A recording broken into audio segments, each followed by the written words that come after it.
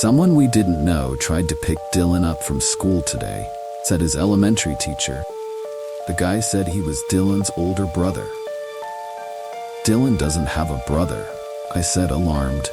We thought so too, replied the teacher. I suspected something wasn't right straight away. Was this tall, lanky guy with black hair, looked in his late 30s, maybe even 40. He knew your address, Dylan's full name and birthday, and which class he was in. I went inside to check with the principal. When I came back out, the guy was gone.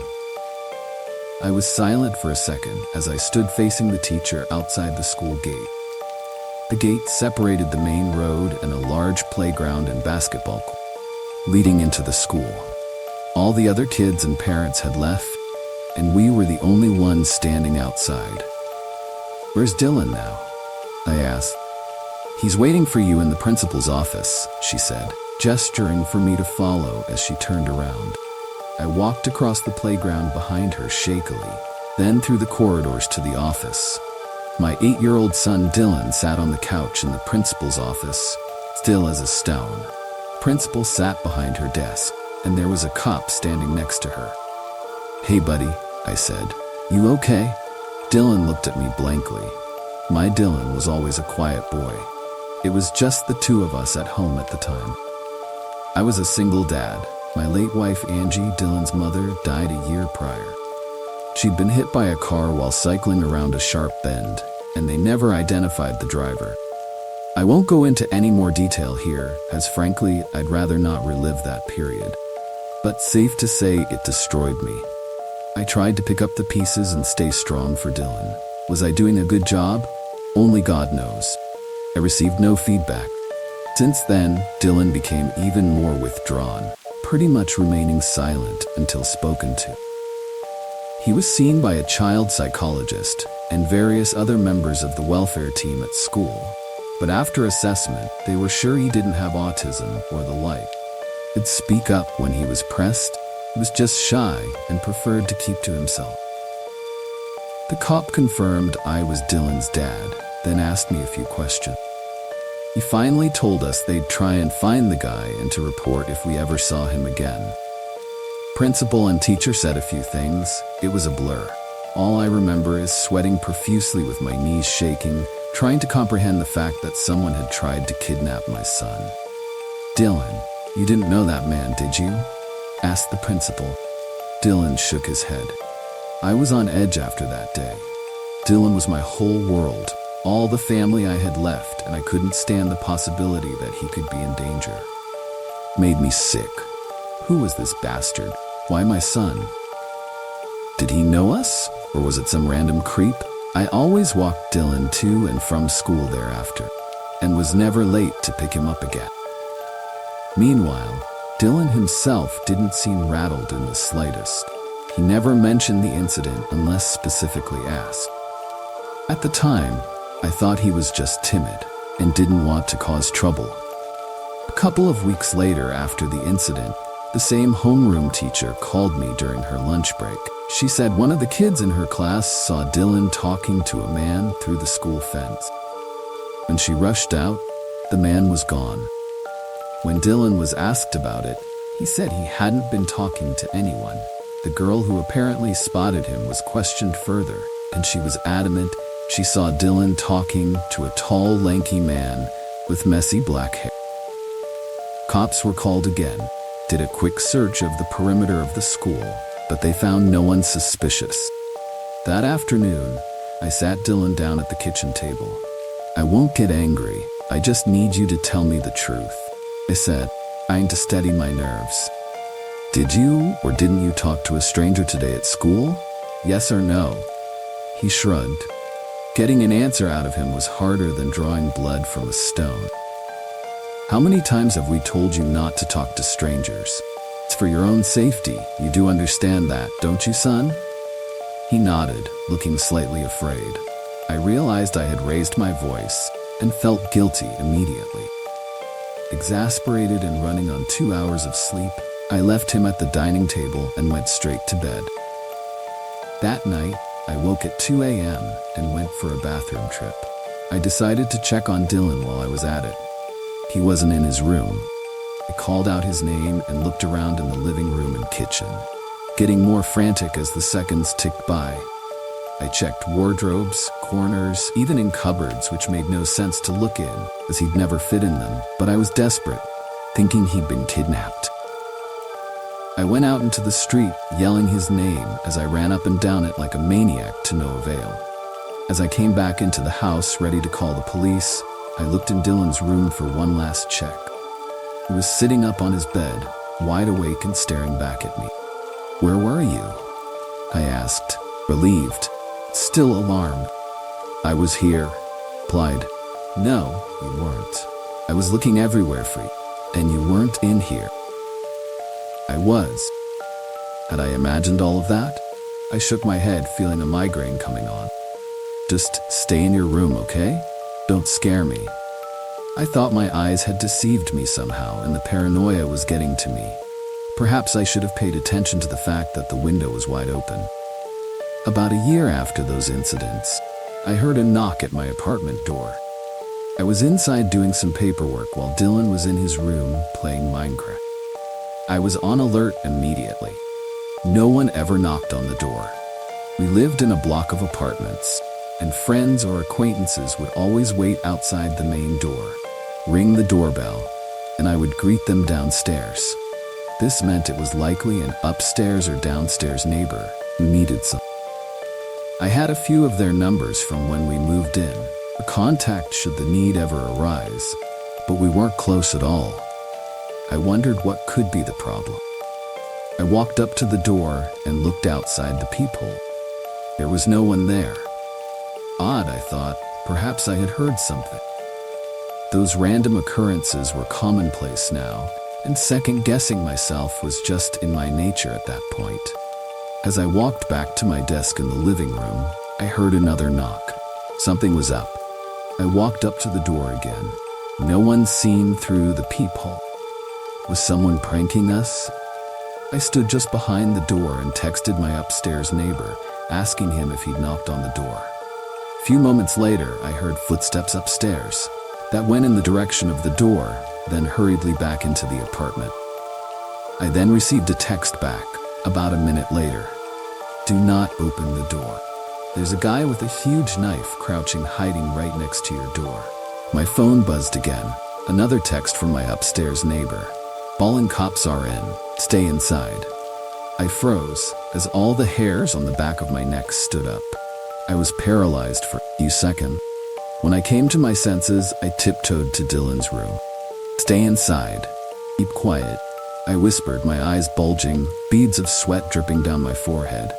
I had never felt my heart beat so fast. Dylan looked up and raised his eyebrows as I shut his door slowly and stood outside it, about to throw up and shit myself at the same time. We were so still that I could make out quiet but frantic talking upstairs and more rushing footsteps.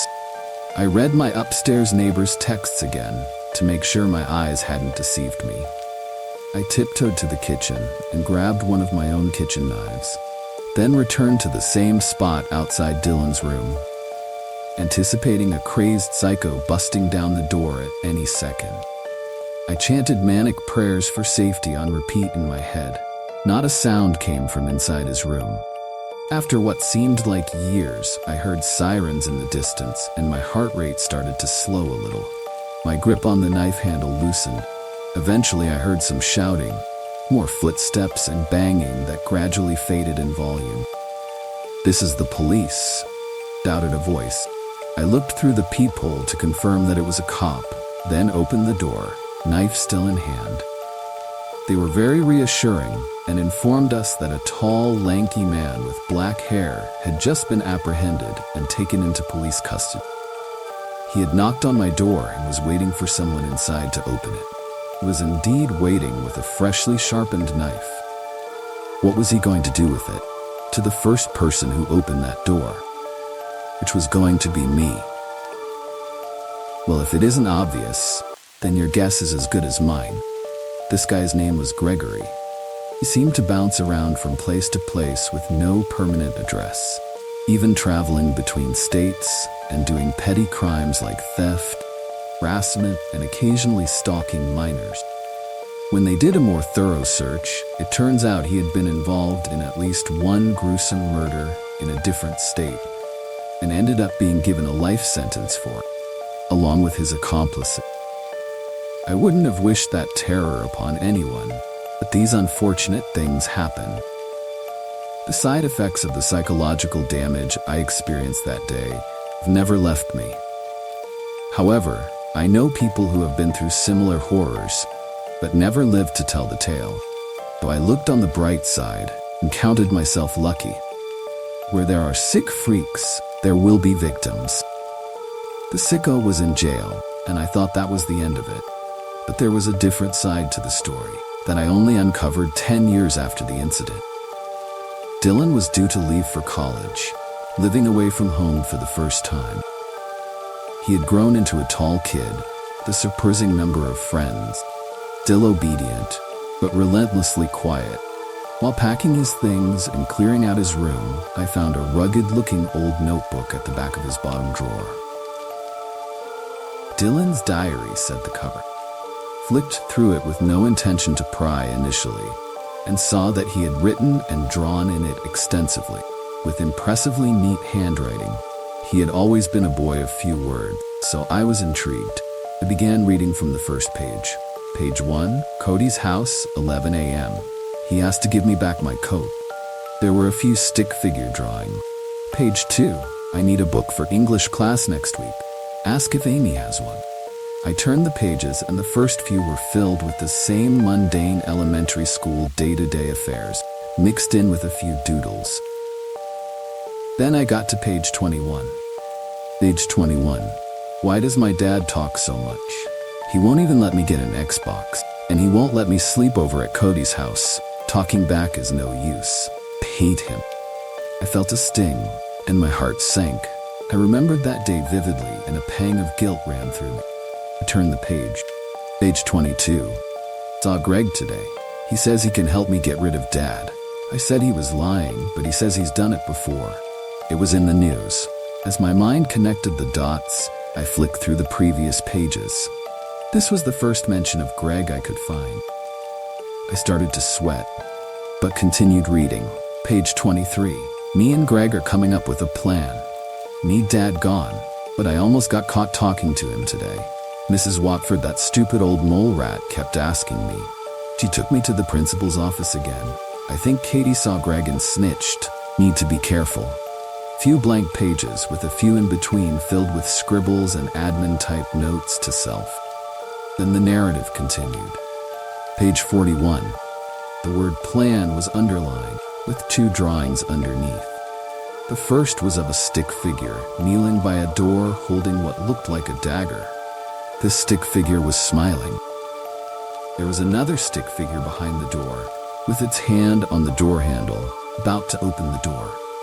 The second was of the first stick figure stabbing the stick man who had just opened the door, his eyes now 2 crosses. Page 42. Greg came to my house and I showed him my plan. He said it was good and he could do it.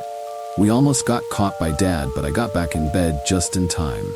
He's gonna get some tools from his house. Close one. Page 43. Greg screwed up. He's in jail now. Why did Dad not open the door when Greg knocked? Everything went wrong. I don't know why. Page 44. I wish my dad would just shut up. I flicked through the rest of the notebook, which was blank. Page 44 was the last entry. I read the entries a few times and pondered what I should do. I never thought Dylan was capable of such heinous intention. Confused and upset, I acted as if nothing had happened for a few days. But on the day he was due to leave for college, couldn't hold it in anymore. I brought his duffel bag down and hooked it on his suitcase. He was ready to head to the station, standing outside the door, the suitcase and his backpack. Dylan, when you were younger, did I ever say or do anything that hurt you? You can be honest with me. No. Why do you ask? He replied. I held up the diary. He froze for a second. I saw the color drain from his face. I won't blame you for anything. Don't worry. You know I love you very much, son. You were a minor, and you were a victim of a very sick man. Besides, this thing is years old.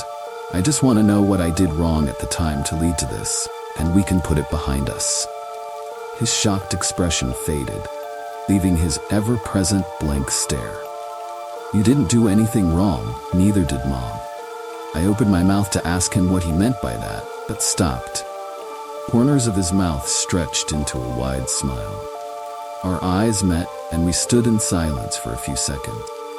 "Dylan, if I were to find another one of these notebooks," I began tactfully, "would I see the blueprint of my wife's murder inside?" "Yeah." He didn't even pause to answer. Then he gripped the handle of his suitcase and walked off down the street. That was 2 years ago now. I never forgave him. Every night I still lie awake thinking whether he was born that way, or it's somehow my fault. We haven't talked since he left that day, and he hasn't come back home. He's never tried to contact me, and I haven't likewise. Looks like he's doing well in college from his Facebook posts. He seems to have a lot of friends, so I assume he got his own place or stays with one of them. I wonder if any of them will ever find out who he really is. Wouldn't blame them if they never do. After all, I still don't know who my son is, and I raised him for 18 years.